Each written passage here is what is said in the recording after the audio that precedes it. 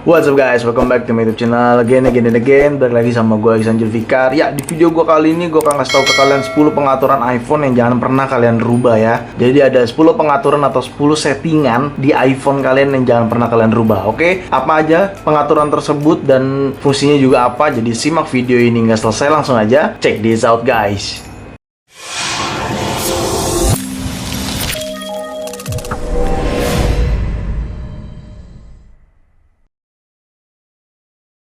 Ya, oke.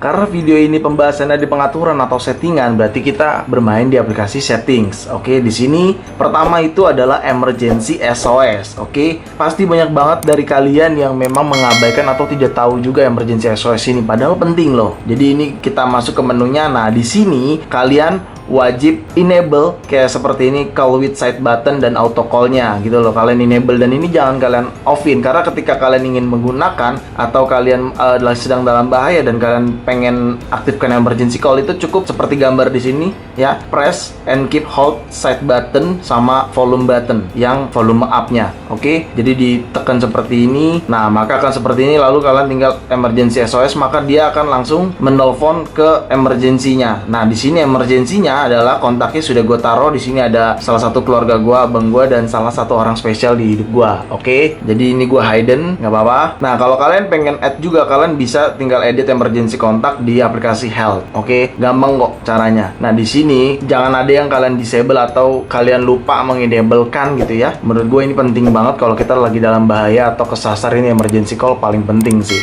Kayak gitu coy. Oke, next yaitu adalah Find My iPhone. Oke, Find My iPhone ini menurut gue paling penting ya. Jadi kalian nggak boleh sampai off ini konfigurasinya ya. Adanya di profile lalu kalian pilih Find My iPhone, lalu kalian pilih Find My iPhone. Nah, di sini wajib kalian enable, jangan ada yang kalian disable, karena penting banget kalau iPhone kalian ketinggalan atau amit-amit jangan sampai ini terjadi pada kalian dan tergua iPhone kalian hilang gitu ya. Ini akan sangat ngebantu banget. Jadi karena juga beberapa kemarin ada yang DM gua bahwasannya dia lupa mengaktifkan fitur Find My iPhone ini gitu loh. Jadi wajib banget diaktifkan semuanya, tiga-tiganya. Oke, biar bisa dilacak. Nah, kalau untuk lacaknya kalian bisa nonton di video-video gue sebelumnya caranya seperti apa. Ya, kita next pengaturannya yaitu ada di Face ID. Nah, di Face ID ini kalian wajib enable semuanya ya, attention aware feature dan require attention for Face ID. Itu paling penting sih. Dan yang paling penting adalah other apps-nya. Ini bener-bener nih. Ini kalian bisa aktifin yang menurut kalian secret seperti WhatsApp, Line dan lain sebagainya, tergantung aplikasi yang ada di iPhone kalian ya. Ini penting banget. Jadi buat teman-teman yang pemula atau baru menggunakan iPhone, ini wajib diamati atau diketahui di mana Face ID untuk khususnya ya, yang iPhone Face ID ya. Tapi kalau yang tidak Face ID ya Touch ID, karena ini sama-sama security ya. Jadi nggak masalah yang Touch ID juga diaktifkan juga gitu ya, semuanya kayak gitu coy, biar lebih secure. Oke, dan di bagian-bagian bawahnya juga kalian bisa ikutin seperti ini. Nah, control center kenapa nggak gue disable? Jadi pada saat gue dalam keadaan lock seperti ini, dia nggak bisa buka control center kayak gitu coy. Oke, ya untuk bagian Face ID-nya itu aja. Kita next aja ke pengaturan selanjutnya, yaitu pengaturan selanjutnya ada pada date and time. Oke, and time. Nah, kita search aja di general. Di sini wajib kalian enable ya, bagi kalian yang memang pengen 24 jam tipe waktunya atau perhitungan waktunya, kalian bisa aktifkan ini dan jangan pernah disable ya. Nantinya jadi manual, agak repot sih kayak gitu cuy. Itu penting banget buat pemula yang baru menggunakan iPhone ya. Oke, kita next lanjut ke yang paling penting di dalam penggunaan iPhone saat ini, yaitu di bagian baterai. Oke, di bagian baterai lalu ada di baterai health. Nah, kalian bisa lihat baterai health gue maksimum kapasitinya 80%, nggak masalah. Nah, cuman yang wajib di enable adalah ini, optimize battery charging. Jadi biar si iPhone atau si iOS ini benar-benar mempelajari penggunaan iPhone kita dan penggunaan charging kita gitu loh. Dia kita charger itu berapa lama dan sambil on layar atau enggak kayak gitu ya. Makanya di sini tuh dia bener-bener iPhone learns from your daily charging routine tuh. Dia mempelajari secara rutin charging kita dan bener-bener mempelajari dari sisi sistemnya biar dia tahu kayak gitu. Jadi wajib di enable optimize battery charging. Oke, buat pemula aktifkan aja, jangan di disable ya. Dan satu lagi, jangan dipusingin untuk baterai health please bro. Santai aja, baterai semua ada umurnya. Oke, gitu aja pesan gua.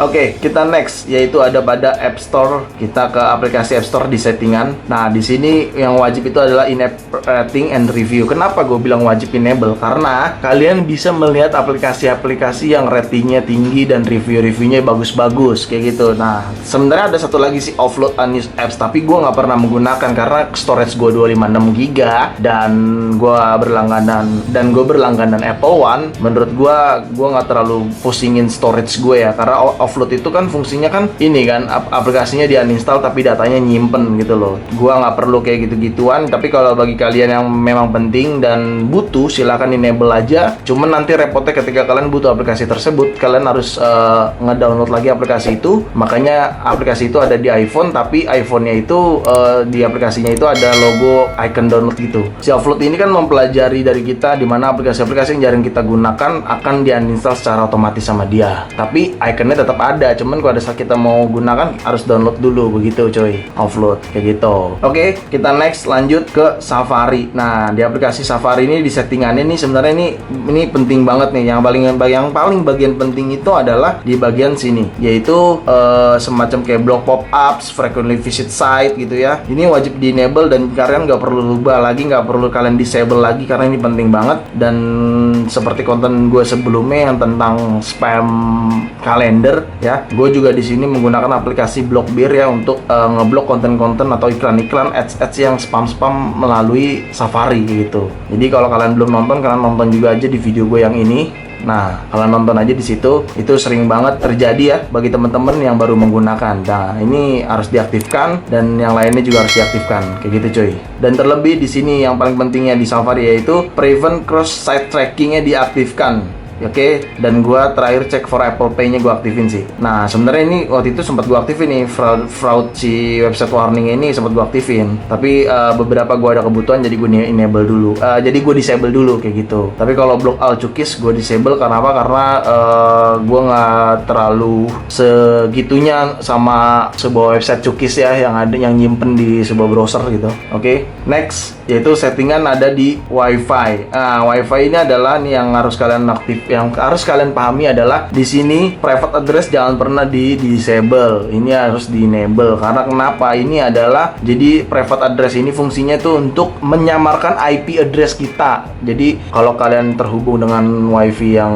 secara gratis di mall ataupun di tempat lain gitu ya, private address ini sangat penting kalian enable karena orang tidak tahu IP address kalian berapa, MAC address iPhone ini berapa, segala macamnya nggak tahu. Jadi itu mencegah juga dari hal-hal yang tidak baik kayak gitu cuy. Jadi wajib di enable ya private address. Next yaitu ada pada settingan Siri. Nah, di Siri ini nih gua aktifin semua nih kayak listen for Siri, press side button for Siri, allow Siri when locked. Mungkin gua aktifin semua yang berhubungan dengan Siri dan aplikasi-aplikasinya gua manage juga yang berhubungan bisa menggunakan Siri di iPhone kita kayak gitu. Jadi bagi kalian yang belum tahu tolong diaktifkan aja dan gak usah di disable. Oke, next yaitu ada pada home screen. Nah, di sini di setting ada home screen gini. Nah, di ini adalah show in app library-nya di enable. Kenapa show in app library-nya di enable? Untuk biar kalian bisa melihat icon-icon badge seperti ini nih, notifikasi gitu loh. Kalau misalkan di aplikasi tersebut ada notifikasinya kayak gitu cuy. Jadi kalau ada pesannya lah gitu. Kalau misalkan kalian disable ini maka akan jadinya seperti ini tuh, tidak ada. Nah, kalian bingung kan notifikasinya gimana? Kalian harus add aplikasi tersebut ke home screen baru ada badge-nya, dimana si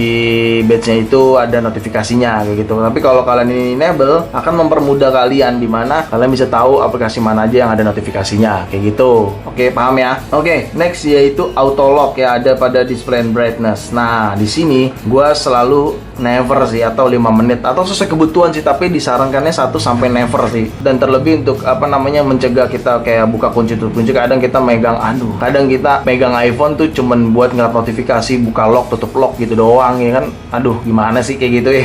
Mendingan di never aja atau 5 menit dilamain aja. Jadi ketika kalian masih ingin melihat notifikasi, kalian nggak perlu buka locknya. Cuman ini harus disiplin ya. Kalau kalian menggunakan never, gue saranin disiplin untuk lock juga karena mencegah sesuatu yang tidak terjadi. Misalkan iPhone kalian ketinggalan atau lupa taruh di mana, terus teman kalian bisa masuk dengan gampang tanpa passcode kayak gitu. Menurut gua itu tetap harus disiplin ya. Jadi bijak-bijak dalam menggunakannya, oke? Tapi kalau kalian fine-fine aja di 1 menit silakan aja gitu coy. Oke, next yaitu yang terakhir terakhir ya, kita sudah di penghujung video nih, oke? Yaitu auto brightness pada iPhone kalian. Nah, di sini auto brightness kalian search aja, auto brightness adanya pada accessibility, lalu display and text. Ya, gua selalu auto brightness disable sih. Tapi kalau kalian suka di enable silahkan saja. Dan bagi gua better di disable karena nggak usah dirubah-rubah lagi. Menurut gue nggak penting-penting banget auto brightness. Tapi bagi kalian yang penting silahkan, karena beda-beda orang beda ya cara penggunaan iPhone-nya, cara konfigurasi dan settingan di iPhone-nya. Silahkan aja. Tapi gue menyarankan untuk disable aja auto brightness gitu loh, karena nggak terlalu penting-penting banget